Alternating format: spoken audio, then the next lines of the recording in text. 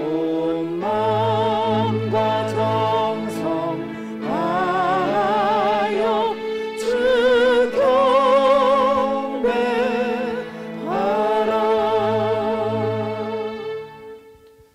하나님께서 우리에게 주신 가장 큰 계명은 하나님을 사랑하라는 것입니다.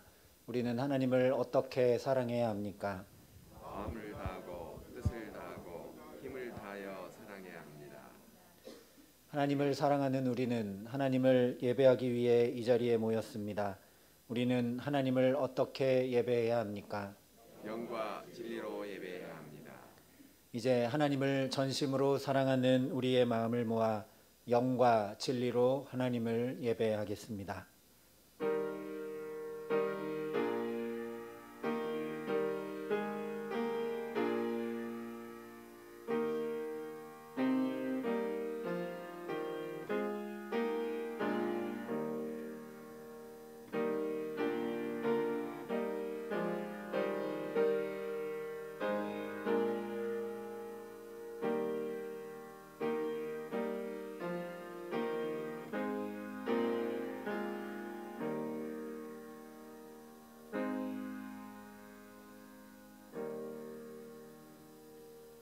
너희는 너희가 하나님의 성전인 것과 하나님의 성령이 너희 안에 계시는 것을 알지 못하느냐?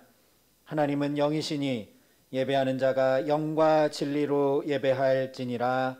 아멘.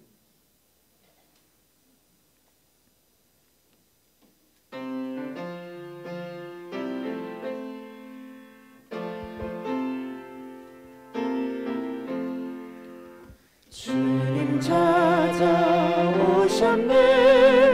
모시어 드리세. 가시관을 쓰셨네. 모시어 드리세.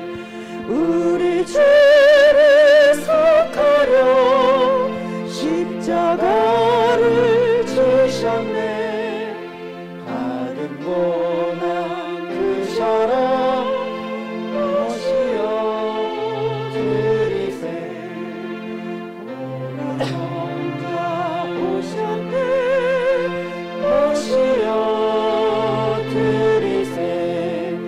영광 중에 계신 주 모시어 드리세.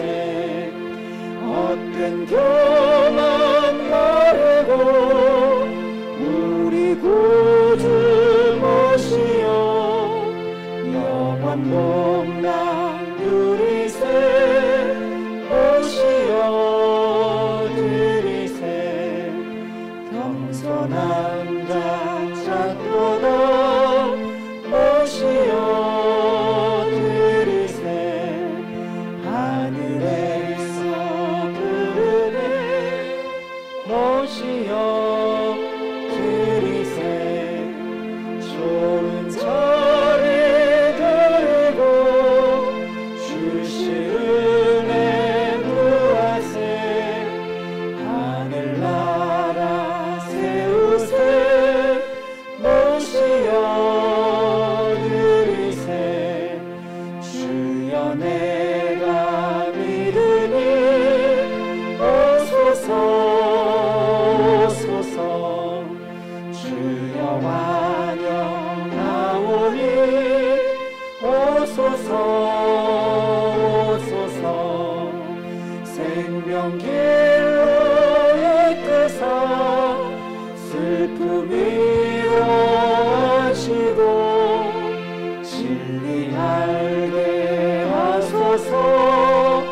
오소서 오소서.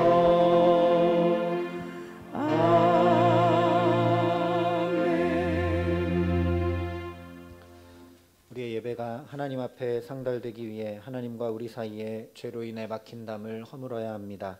이제 우리의 죄와 허물을 고백하고 주의 자비와 용서를 구하는 참회의 기도를 함께 드리시겠습니다.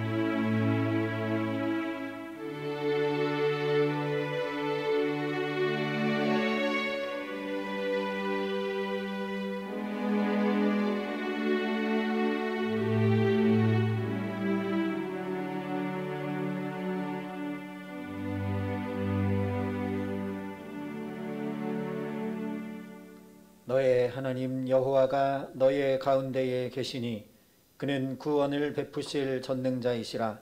그가 너로 말미암아 기쁨을 이기지 못하시며 너를 잠잠히 사랑하시며 너로 말미암아 즐거이 부르며 기뻐하시리라. 그런즉 누구든지 그리스도 안에 있으면 새로운 피조물이라. 이전 것은 지나갔으니 보라 새 것이 되었도다. 아멘. 이 신실하신 하나님의 약속을 믿으며 우리가 고백한 죄와 허물이 용서받았음을 확신하시기 바랍니다. 아멘. 이제 다 함께 사도신경으로 우리의 신앙을 하나님 앞에 고백 드리시겠습니다. 나는 전능하신 아버지 하나님 천지의 창조주를 믿습니다. 나는 그의 유일하신 아들 우리 주 예수 그리스도를 믿습니다. 그는 성령으로 잉태되어 동정녀 마리아에게서 나시고 본디오 빌라도에게 고난을 받아 십자가에 못 박혀 죽으시고 장사된 지 사흘 만에 죽은 자 가운데서 다시 살아나셨으며 하늘에 오르시어 전능하신 아버지 하나님 우편에 앉아 계시다가 거기로부터 살아있는 자와 죽은 자를 심판하러 오십니다. 나는 성령을 믿으며 거룩한 공교회와 성도의 교제와 죄를 용서받는 것과 몸의 부활과 영생을 믿습니다. 아멘.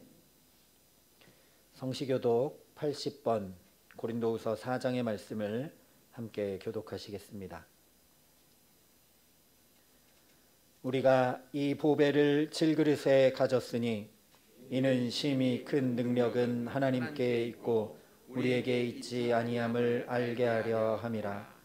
우리가 사방으로 우겨쌈을 당하여도 쌓이지 아니하며 답답한 일을 당하여도 낙심하지 아니하며 박해를 받아도 버림바 되지 아니하며 거꾸러뜨림을 당하여도 망하지 아니하고 우리가 항상 예수의 죽음을 몸에 짊어짐은 예수의 생명이 또한 우리 몸에 나타나게 하려 함이라. 우리 살아있는 자가 항상 예수를 위하여 죽음에 넘겨짐은 예수의 생명이 또한 우리 죽을 육체에 나타나게 하려 함이라. 아멘.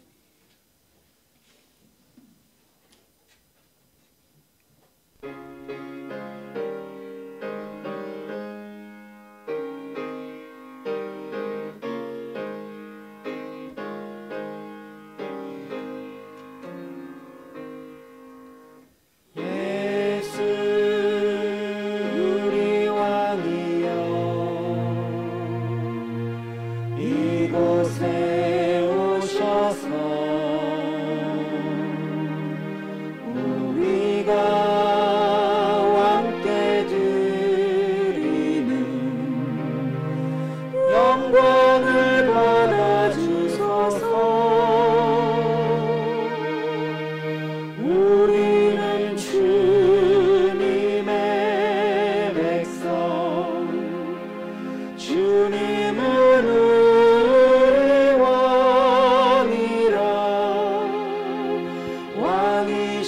예수님 오셔서 좌정하사 다스리소서.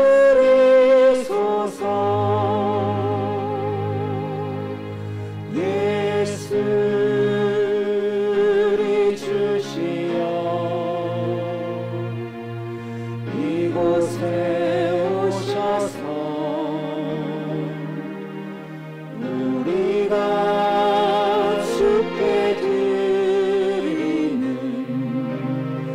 찬양을 받아주소서.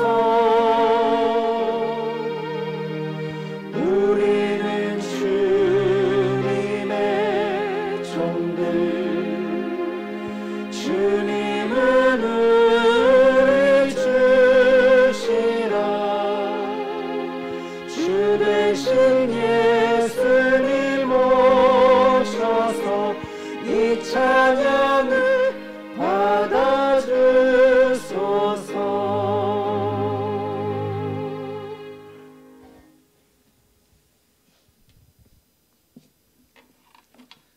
기도드리겠습니다.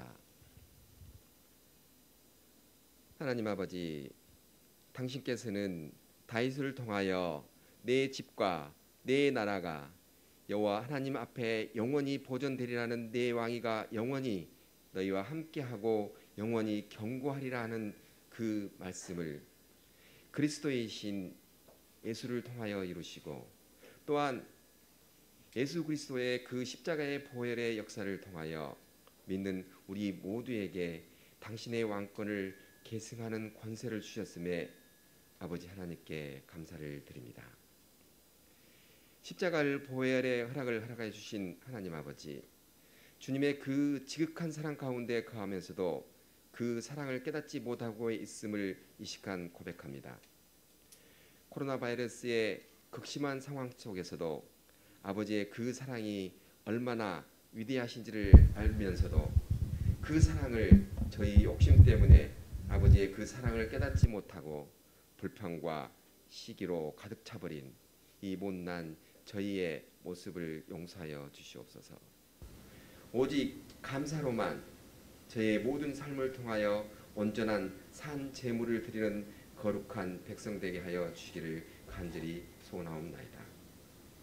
당신의 백성인 이웃을 사랑하지 못함을 용서하여 주시고, 당신이 걸었던 그 길이 고난의 길이라고 또한 힘든 길이라고 회피하며 돌아간 것을 주님 용서하여 주시옵소서. 저는 당신의 헐벗은 모습을 알아보지 못하였고 목말라 하는 당신에게 물 한 컵 주지 못한 삶을 살았음을 고백하오니 용서하여 주시고, 거룩한 보혈을 그 거룩한 보혈로 저희의 죄를 사하여 주시기를 간절히 소망하옵나이다.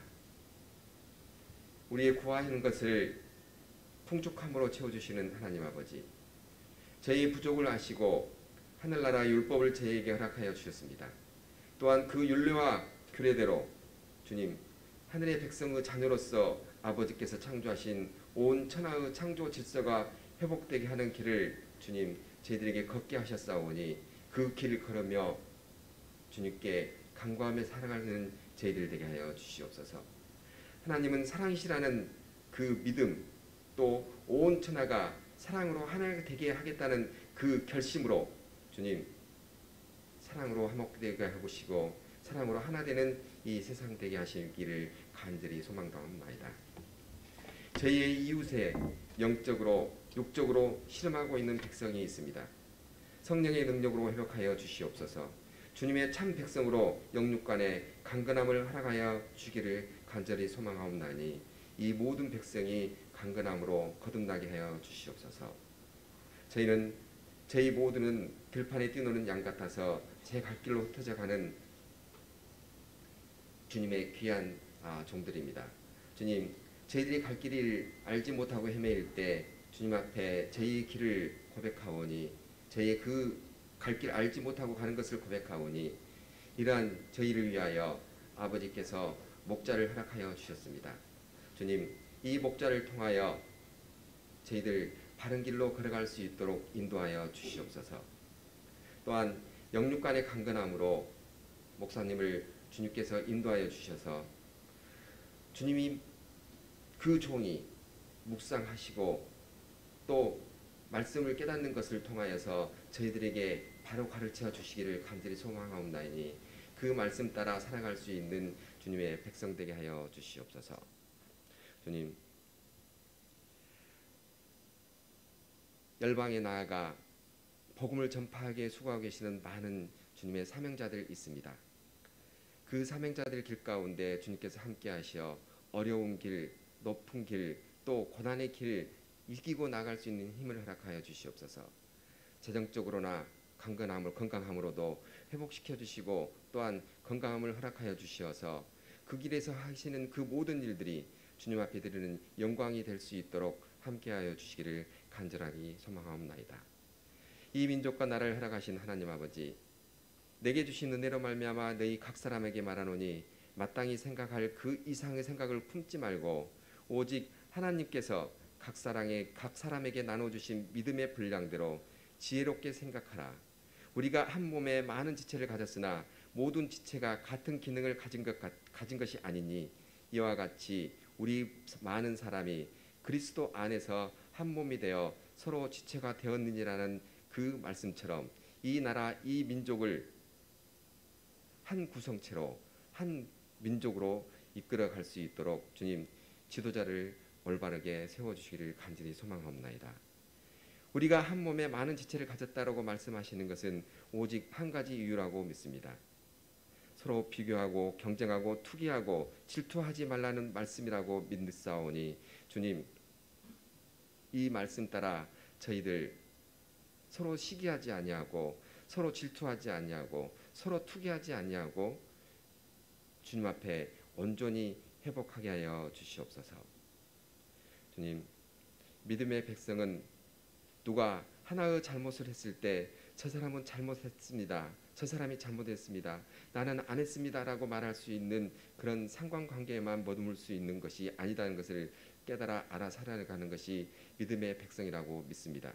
주님 누구 한 명의 잘못하면 그 책임과 잘못이 내게 있는 것이 아님에도 불구하고 타인의 잘못이 나에게까지 영향을 미치는 것을 보고 살아가는 지금 이 코로나 상황에서 주님 그러한 모습을 보고 깨달아 살게 하여 주시옵소서.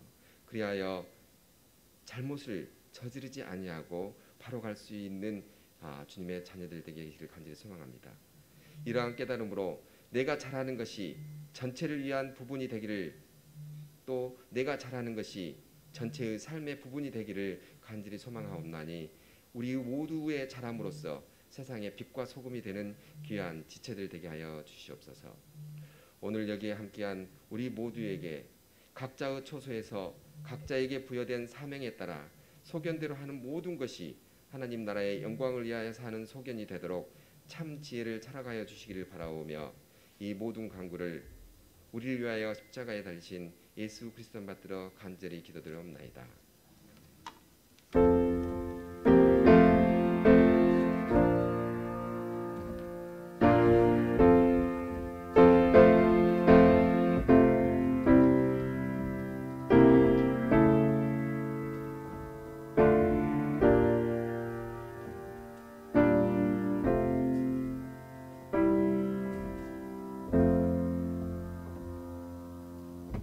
오늘 우리에게 주시는 하나님의 말씀은 마태복음 25장 1절부터 13절까지의 말씀입니다. 마태복음 25장 1절부터 13절까지의 말씀, 신약성경 42면에 있는 말씀입니다.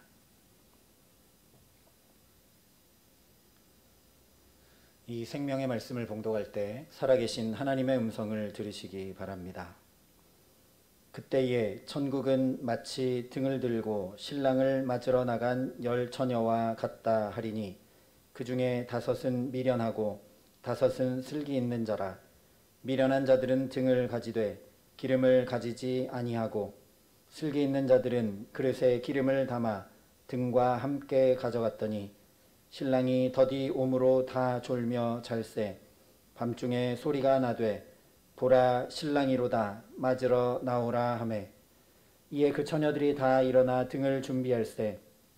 미련한 자들이 슬기 있는 자들에게 이르되 우리 등불이 꺼져가니 너희 기름을 좀 나눠달라 하거늘 슬기 있는 자들이 대답하여 이르되 우리와 너희가 쓰기에 다 부족할까 하노니 차라리 파는 자들에게 가서 너희 쓸 것을 사라 하니 그들이 사러 간 사이에 신랑이 오므로 준비하였던 자들은 함께 혼인잔치에 들어가고 문은 닫힌지라. 그 후에 남은 처녀들이 와서 이르되 주여 주여 우리에게 열어주소서.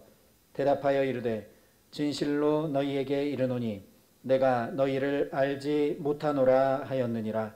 그런즉 깨어있으라. 너희는 그날과 그때를 알지 못하느니라. 아멘. 이 말씀은 하나님의 말씀입니다.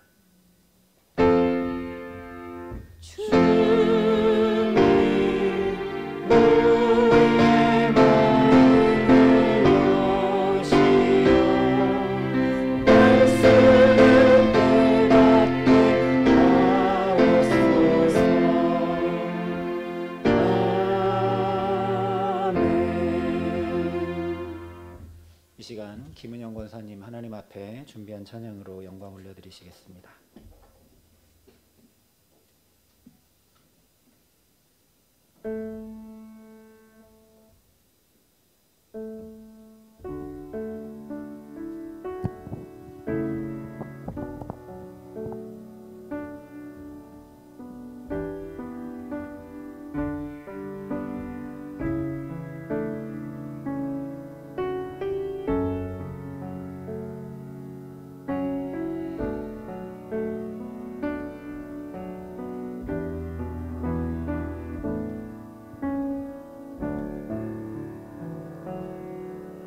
오직 예수의 길을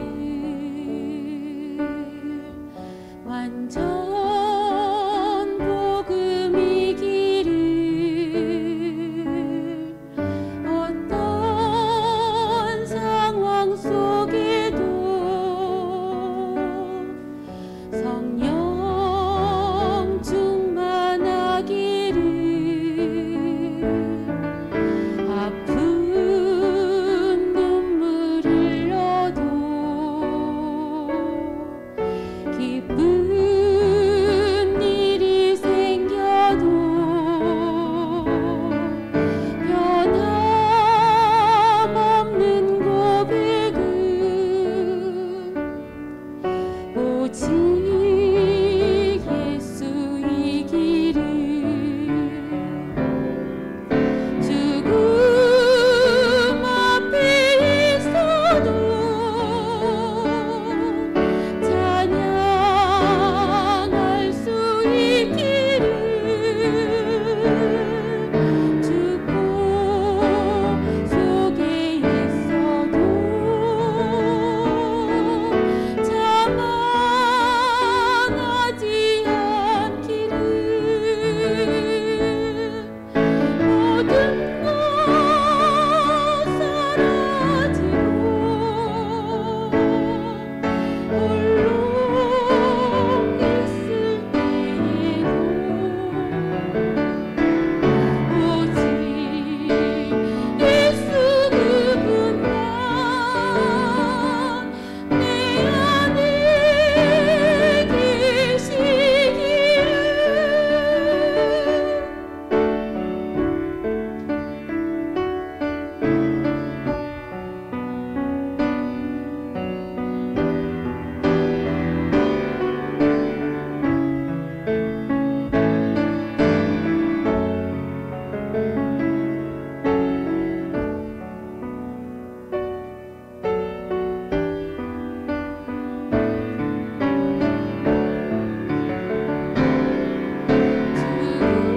죽음 앞에 있어도 찬양할 수 있기를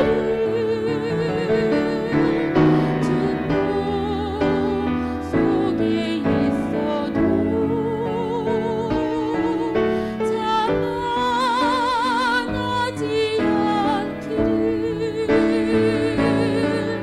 모든 것 사라지고 홀로 있을 때에도 오직 예수 그분만 내 안에 계시기를 아픈 눈물 흘려도 기쁜 일이 생겨도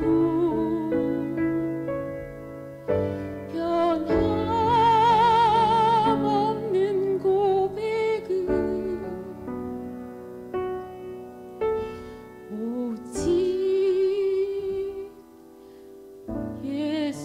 예수의 길을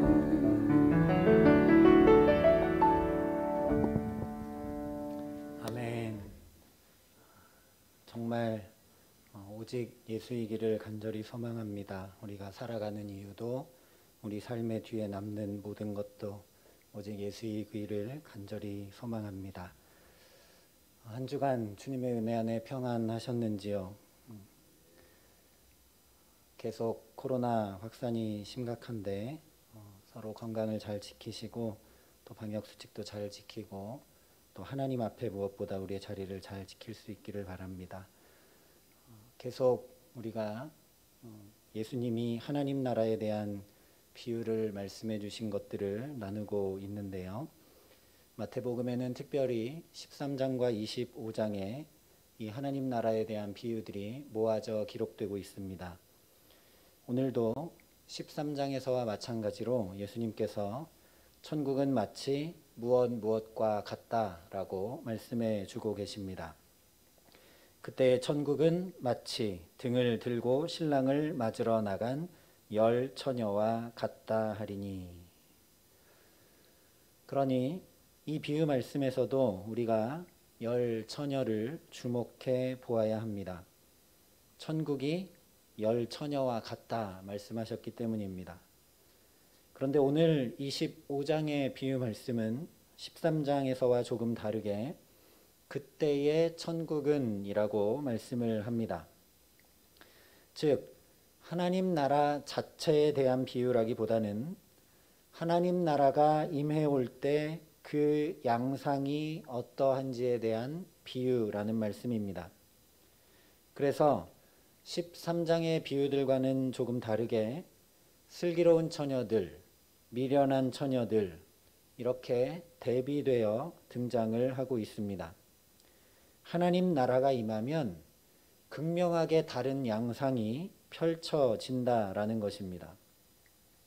그러니 이 말씀은 하나님 나라 자체이신 예수 그리스도를 믿는 저와 여러분의 삶에 예수님께서 우리에게 이미 주신 하나님 나라를 받아 살고 있는 우리의 삶에 어떤 반응과 양상이 나타나고 있는지 비추어 살펴보아야 할 말씀입니다. 그런데 우리는 오늘 말씀을 종말과 재림에 관한 말씀으로 제안해서 대할 때가 많습니다. 그래서 깨어있으라 라는 말씀으로 우리를 채찍질할 때가 많은 것 같습니다. 게으른 내 신앙, 부족한 내 신앙을 깨우는 말씀, 언제 다시 오실지 모르는 주님을 두 눈 똑바로 잘 뜨고 깨어 맞이해야 하는 말씀으로 생각할 때가 대부분이라는 것입니다. 그런데 그렇게만 보기에는 오늘 이상한 점이 많이 있습니다. 먼저 5절에 이렇게 말씀을 합니다. 신랑이 더디 옴으로 다 졸며 잘세. 그냥 졸지 않았습니다. 다 잤습니다. 게다가 어리석은 5 처녀만 잔 것이 아닙니다. 다 잤습니다. 그런데 만약 주님의 이 비유 말씀이 종말과 재림에 대해서 정신을 차리고 깨어 있어라 라는 말씀이라면 5 처녀가 칭찬받고 잔치에 참여하는 것은 말이 안 됩니다. 왜냐하면 미련한 자들만 졸고 잔 것이 아니라 10명 전부 다 졸며 잤기 때문입니다. 또 정말 재림하시는 예수님의 초점을 둔 비유라면 신랑이 예수고 우리가 신부이니 신랑과 신부를 이야기해야 되는데 이 비유는 신랑과 들러리들의 이야기를 하고 있습니다. 무엇보다 가장 중요한 이유는 예수님이 비유를 그리 어렵게 하시는 분이 아니라는 것입니다. 우리가 13장에서 이미 살펴본 것처럼 예수님은 농부가 밭에 씨를 뿌리는 것, 주부가 주방에서 밀가루를 반죽하며 누룩을 넣는 것, 그리고 또 장사꾼이 진주를 구하는 것, 또는 목자가 양을 인도하고 치는 것, 이런 것 같은 매우 실제적이고 경험 가능하고 쉽게 알 수밖에 없는 것들을 가지고 하나님 나라를 비유로 말씀해 주셨습니다. 그러니 예수님께서 말씀하신 오늘 비유는 물론 종말과 재림에 관한 이야기를 포함하고 있지만 그것이 전부 다가 아니라는 말씀입니다. 그렇다면 우리가 놓치고 있는 부분은 무엇인가? 방금 말씀드린 대로 예수님께서 매우 우리 생활에 밀접한 실제적인 이야기를 하고 계신다는 사실을 놓칠 때가 많습니다. 예수님은 지금 실제 결혼식 이야기를 하고 계십니다. 재림과 종말로 제한하여 이 말씀을 대할 때가 많기 때문에 예수님이 지금 결혼식 얘기하고 계신다는 사실을 간과할 때가 많습니다. 오늘 말씀은 10명의 처녀들이 이제 신부를 데리고 올 신랑을 기다리면서 어떻게 하고 있었는가를 보여주고 있습니다. 우리도 결혼할 때 몇 가지 절차가 있습니다. 양가 부모님을 모시고 상견례를 하고 함을 드리기도 하고 중요한 결혼식을 하고 또 잔치를 베풀고 신혼여행을 다녀오고 양가 어르신들을 찾아뵙고 인사를 합니다. 저도 이런 절차들을 따라 결혼을 했지만 저의 아버지 때만 해도 신랑이 신부의 집에 신부를 데리러 갔었다라고 합니다. 유대인의 결혼식도 우리 전통 혼례 절차와 매우 비슷했습니다. 일반적으로 신랑은 몇몇 친구들과 함께 자기 집을 떠나서 신부를 데리러 신부 집으로 갑니다. 그리고 신부의 집에서 종교 예식을 비롯한 결혼 예식을 마치고 해가 질 무렵에 신부를 데리고 자기 집으로 다시 돌아옵니다. 물론 신랑이 돌아올 때 사람들이 상당한 거리까지 마중을 나갔습니다. 신랑은 예배와 또 예식을 마치고 해가 질 무렵쯤에 신부를 데리고 출발하게 되기 때문에 자기 집으로 돌아오는 시간이면 보통 해가 지고 저녁이 됩니다. 그래서 유대인들은 등을 준비하고 기다렸다고 합니다.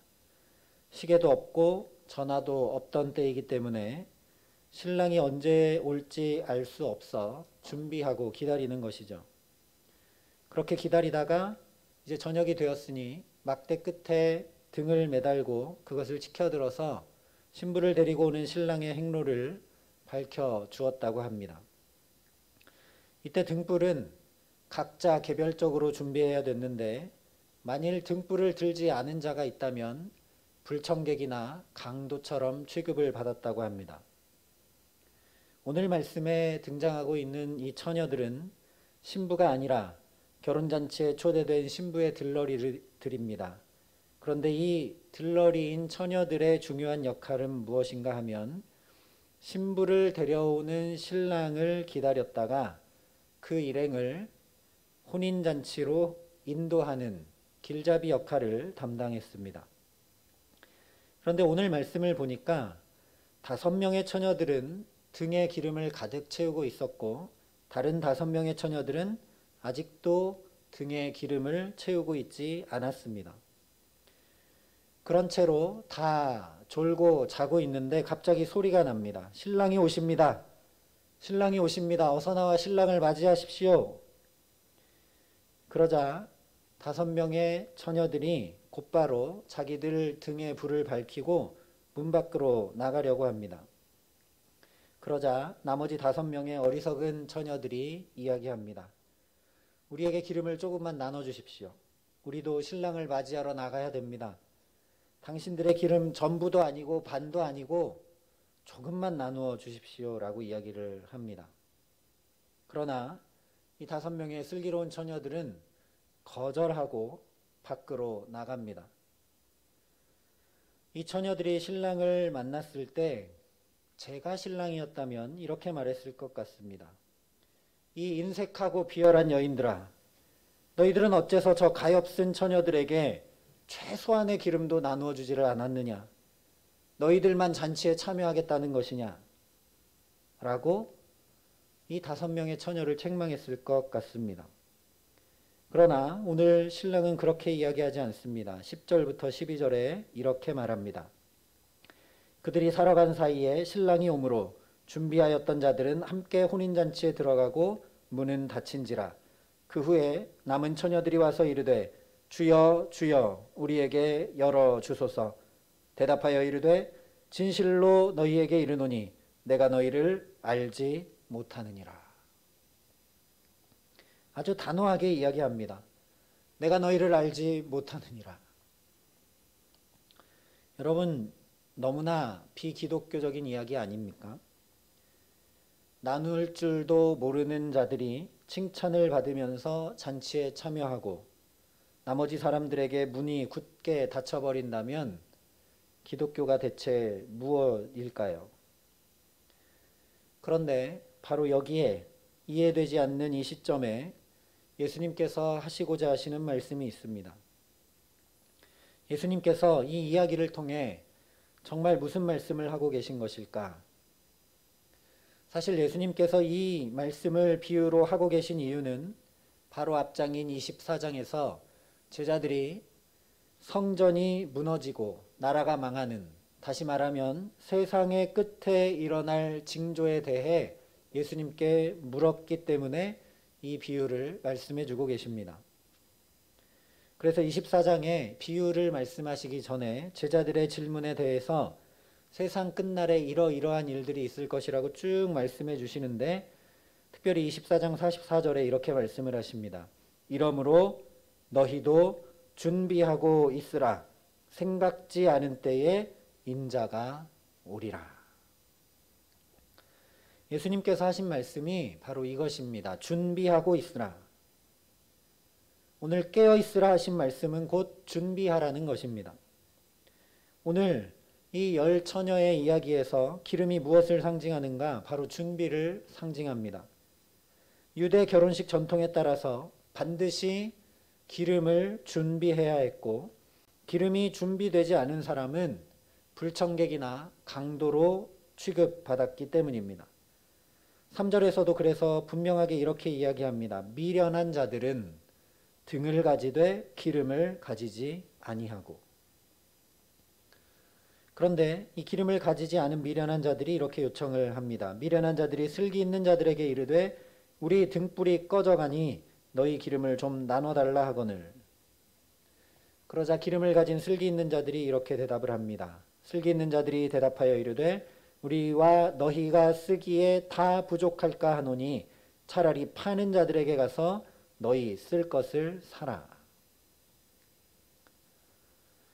기름을 나누면 우리도 쓰기에 부족하고 너희도 부족하니 기름 파는 자에게 가서 기름을 사오라고 이야기합니다. 이 얘기는 다시 이야기하면 너희도 가서 준비하라는 이야기입니다. 바로 이것입니다. 예수님께서 이 비유를 통해 우리에게 하고 계시는 말씀은 준비는 나눌 수 없다는 것입니다. 기름을 준비한 5 처녀가 기름을 나누지 않습니다. 준비는 나눌 수가 없습니다. 아무리 사랑하는 사람이라고 해도 대신 시험을 보거나 대신 수술을 받거나 대신 아파주거나 할 수 없습니다. 결코 대신할 수가 없습니다. 모든 준비가 그렇죠. 모든 준비가 그렇게 대신해 줄 수 없지만 특별히 중요한 일들에 대해서는 더더욱 인생 준비와 천국 갈 준비에 대해서는 결코 대신해 주거나 나눠줄 수가 없는 것입니다. 여러분 준비 잘 하고 계십니까? 재테크와 노후 준비 잘 하고 계십니까? 또 신앙 생활과 영적 성장에 대한 준비는 잘 하고 계십니까? 천국 갈 준비, 하나님 만날 준비는 잘 하고 계십니까? 요즘에 뉴스에 들려오는 소식들을 보면 준비되지 못해서 나도 남도 고통을 주는 안타까운 이야기들이 너무 많아서 마음이 아픕니다. 부부와 부모가 될 준비가 잘 되지 못한 채 부부와 부모가 되어서 참혹한 일을 겪는 이야기들, 공인이 될 준비가 잘 되지 못한 채 갑자기 얻게 된 인기와 명성으로 인해 자신뿐 아니라 관계된 수많은 이들에게 피해를 끼치기도 합니다. 미얀마에서는 지도자가 될 준비가 안 된 자들이 지도자가 되어서 많은 이들의 생명을 빼앗아 가기도 합니다.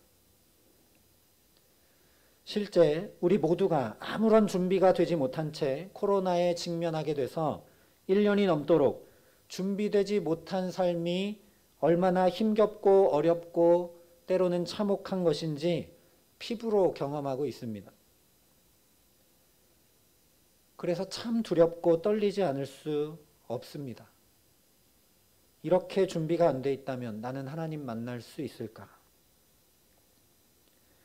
오늘 예수님께서 말씀하신 것처럼 준비하지 않는 것은 준비하지 못한 것에 대한 심판이 반드시 그리고 분명히 임하게 되기 때문입니다.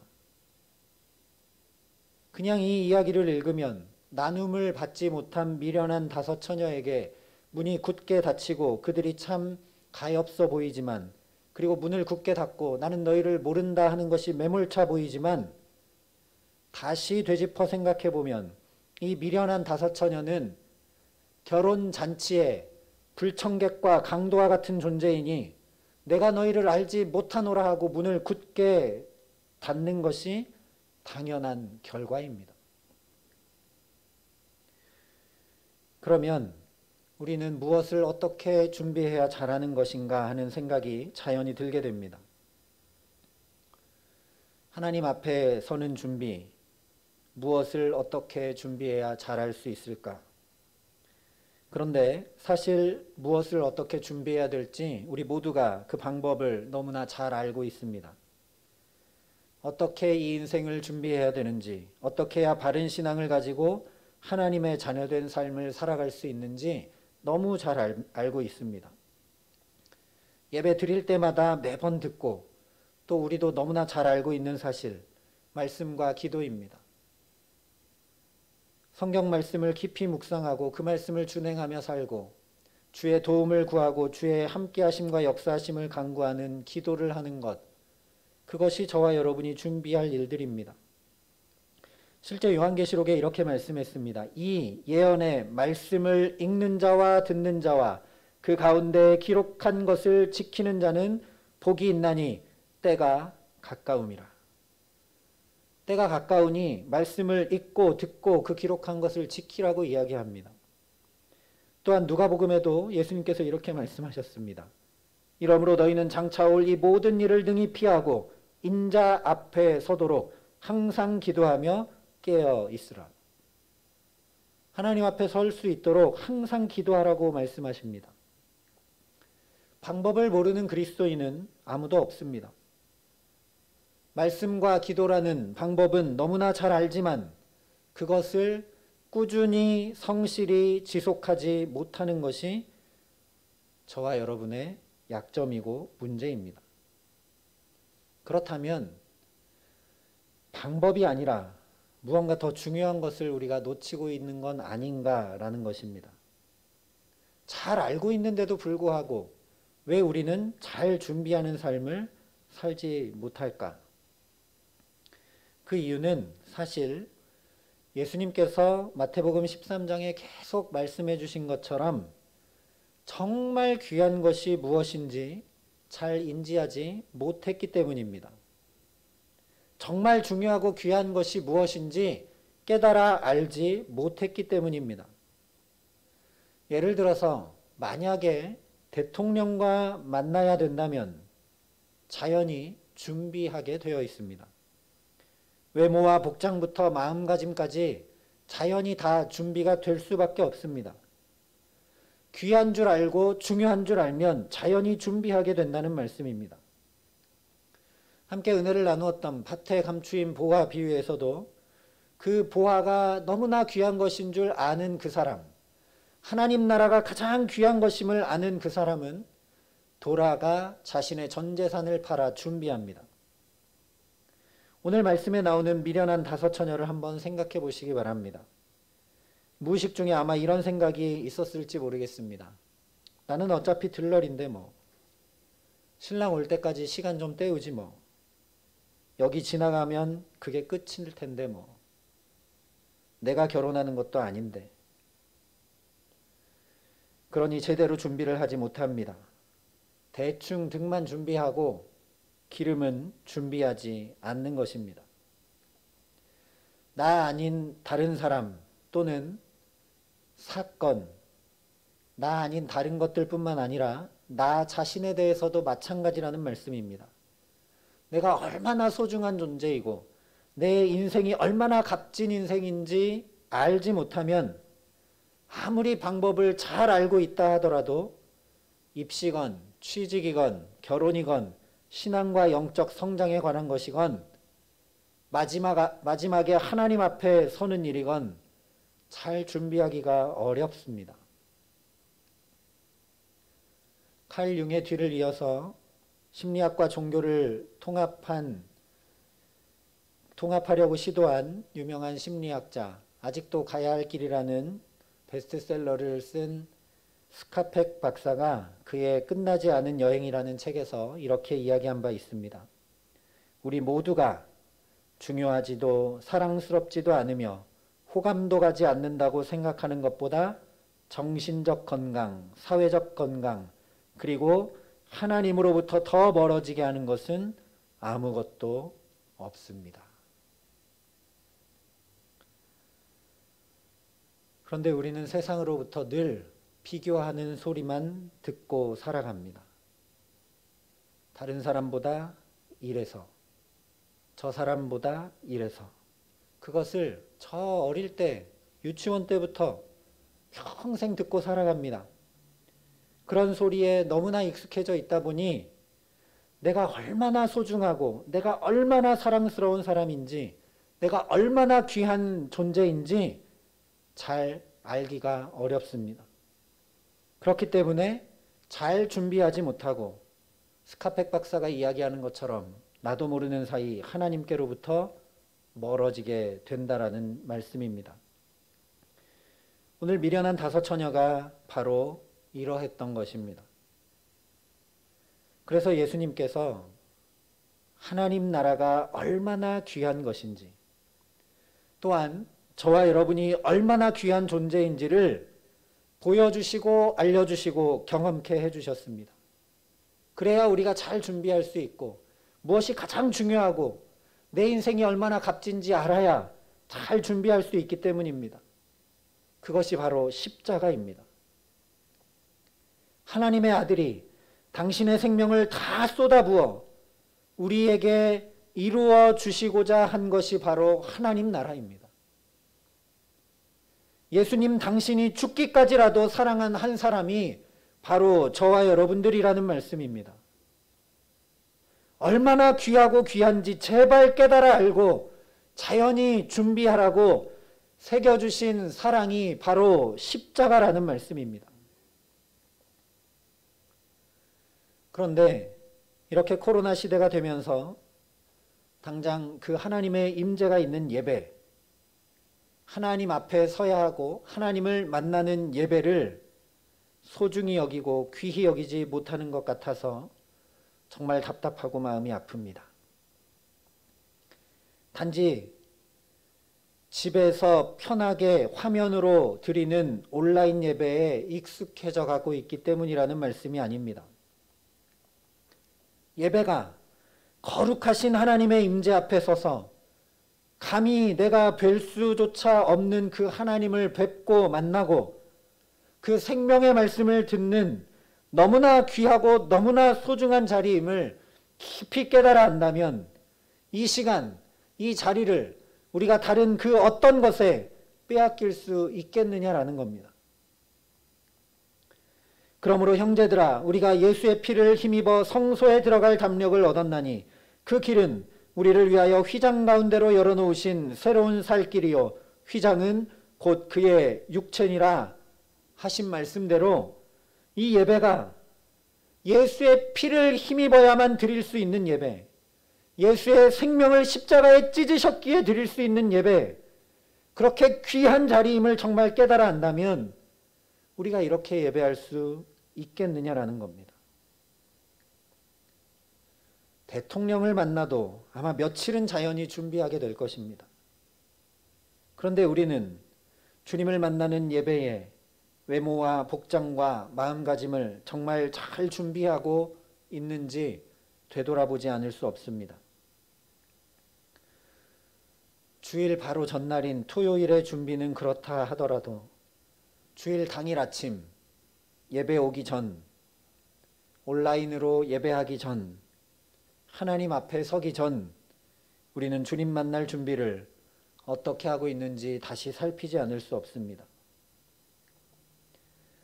지금 여기서 하나님을 제대로 준비하고 만나지 못하는 삶이 계속된다면 정말 마지막 때가 됐을 때, 정말 주께서 다시 오실 때, 정말 하나님 앞에 서야 될 때 우리는 오늘이 미련한 자들과 같지 않을 것이라고 어떻게 말할 수 있겠습니까? 그러니 오늘의 말씀은 예수님께서 재림하실 그 때, 마지막 때에 관한 말씀이라기보다는 바로 지금 여기 오늘 저와 여러분을 향한 말씀이라는 것입니다. 그런즉 깨어 있으라. 너희는 그날과 그때를 알지 못하느니라. 그런즉 깨어 있으라. 너희는 그날과 그때를 알지 못하느니라 하신 이 주님의 말씀이 오늘 저와 여러분의 마음과 삶과 영혼을 흔들고 깨우게 하시기를 간절히 기도합니다. 가장 소중한 거고 가장 귀한 것이 무엇인지 예수의 십자가를 통해 분명히 깨달아 아는 은혜 주시기를 간절히 소망합니다. 중요한 준비가 반드시 준비되어 있어야 될 준비가 되어 있기만 하면 심지어 졸고 자고 있다 할지라도 아무리 신랑이 갑자기 들이닥친다 할지라도 아무 상관이 없습니다. 그러니 저와 여러분이 반드시 깨어 있어야 하는 것, 반드시 우리 안에 충만히 준비되어 있어야 하는 것, 바로 십자가의 복음인 줄 믿습니다. 나 같은 죄인 살리신 주님의 은혜에 굳건히 서서 흔들림 없어야 된다라는 말씀입니다. 세상이 뭐라 하건, 세상이 교회와 성도를 향해 뭐라 하건 내가 주님의 피값 주고 산 가장 귀한 존재라는 사실을 잊지 않아야 합니다. 그리고 예수님께서 생명을 버리신 이유가 감히 나 같은 자에게 세상 그 어떤 것과도 비할 수 없는 하나님 나라를 주시기 위함인 것을 분명히 알아야 된다라는 것입니다. 이것을 깊게 깨달아 알게 하셔서 저와 여러분이 정말 깨어있는 천국 백성으로 주님의 존귀한 자녀로 가장 아름다운 주님의 신부로 살아가게 하시기를 간절히 기도합니다. 우리의 예배부터 우리의 모든 삶까지 하나님 앞에 가장 아름답고 가장 귀하게 말씀과 기도로 중심과 정성을 다해 주님 앞에 준비하며 하루하루 순간순간 살아가기에 우리의 삶의 자리자리마다 우리의 가정과 일터에 우리가 예배하는 이 예배의 자리에 하나님 나라를 이루고 누리고 전하게 하시는 귀한 은총으로 함께 하시기를 우리 구주 예수 그리스도의 이름으로 간절히 축원합니다. 함께 기도하시겠습니다. 사랑의 아버지 하나님, 주님의 십자가를 다시 눈들어 바라봅니다. 세상의 소리들에 파묻혀 살다 보니 무엇이 가장 귀하고 무엇이 가장 중요한 것인지 놓칠 때가 너무 많아 우리의 영혼이 깨어있지 못하고 준비되어 있지 못할 때가 많음을 주님 긍휼히 여겨 주시옵소서. 우리의 육신이 약하고 우리의 의지가 약함을 아시는 주께서 졸며 심지어 자고 있다 할지라도 가장 중요한 준비가 되어 있기만 하면 아무 문제되지 않음을 또 말씀하여 주시니 참 감사합니다. 주께서 왜 생명 버려 십자가에 달리셨는지, 왜 하나님 나라를 피 맺힌 절규로 우리를 향해 말씀하셨는지, 그 생명 다 쏟으시면서까지 왜 우리를 당신의 자녀 삼으셨는지 다시 한번 마음 깊이 새기고 담을 수 있도록 성령이여 우리 가운데 역사하셔서 우리 마음과 영혼을 깨어있으라 하신 그 말씀, 준비하라는 그 말씀으로 다시 붙드시고 함께하여 주시옵소서. 그래서 정말 하나님 앞에 매일매일 순간순간 특별히 예배의 자리를 하나님 만나는, 하나님 뵙는, 하나님 말씀 듣는 예배 자리를 가장 귀히 여기고 가장 소중히 여겨 우리의 마땅히 준비할 것들을 준비하고 주님 뵙기에 우리 삶의 모든 자리가, 우리의 가정과 일터가, 이 나라와 이 세상이 우리를 통하여 말씀과 기도로 정성껏 주 앞에 살아가는 우리를 통하여 하나님 나라 이루어지고 전하게 하시는 귀한 은총으로 축복하여 주시옵소서. 감사를 드리며 우리 구주 예수 그리스도의 이름으로 기도합니다. 아멘. 우리 말씀을 기억하면서 찬송가 325장 믿음으로 함께 하나님 앞에 고백하겠습니다.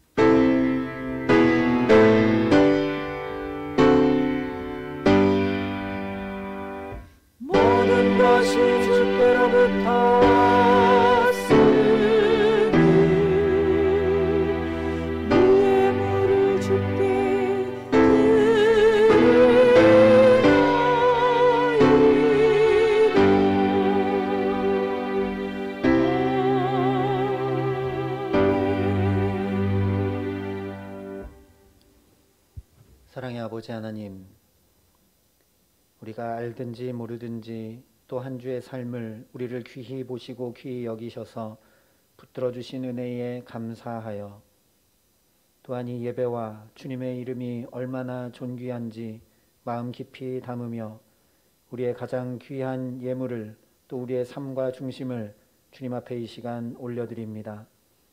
이 귀한 예물과 마음 중심을 주 앞에 올려드린 모든 손길들 가운데 주님 함께하여 주셔서 삶의 자리자리마다, 그 가정과 일터마다 주께서 그렇게 주시기 원하셨던 하나님 나라가 이루어지고 경험되고 누려질 수 있도록 복의 복을 더하여 주시옵소서.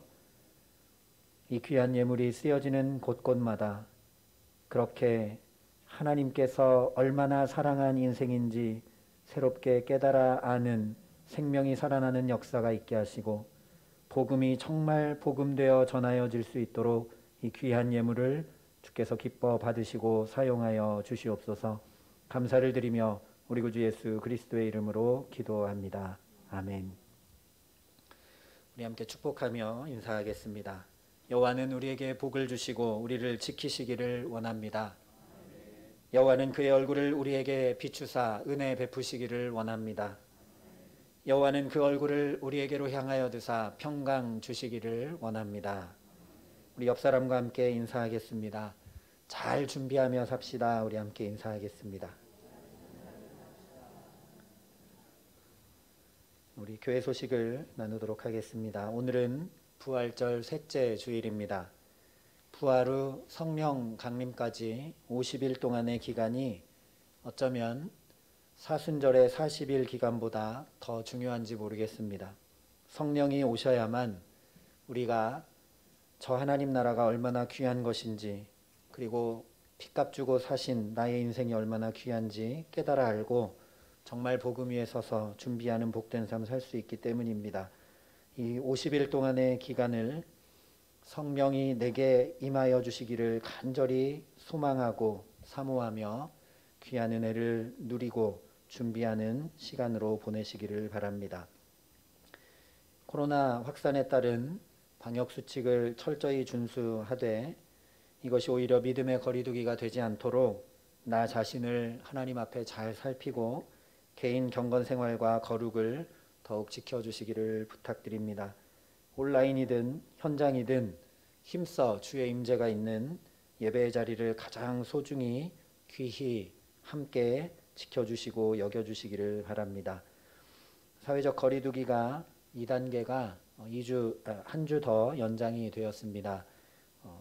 계속 공지 드렸던 대로 전체 공간의 20% 인원을 준수하며 예배 드리게 되니 주보를 참고해 주시고 온라인으로 부득이 예배하시게 되는 분들은 유튜브 채널을 통해 경건하게 준비하여 예배하실 수 있기를 바랍니다. 특별히 청년부 모임이 목요일 7시 30분에 오프라인으로 진행을 하다가 이제 방역 단계가 높아져서 온라인으로 만나는 중입니다. 가정에 청년 자녀들을 두신 부모님들은 권고하시고 또 알려주셔서 온라인으로 또 은혜의 시간을 함께 나눌 수 있도록 이야기해 주시고 권고해 주시기를 부탁을 드립니다. 또한 이 코로나 때문에 어떤 교회든 청년부가 가장 힘든 부분 중에 한 부분입니다. 함께 만나서 교제하고 먹고 나누고 해야 더 풍성한 청년부 모임이 되는데 그것을 전혀 할 수 없어서 청년부가 좀 힘든 상황입니다. 위에서 기도를 부탁을 드립니다. 나머지 광고는 주보를 참고해 주시고 이제 다 함께 자리에서 일어나셔서 찬송가 302장 함께 찬양하겠습니다.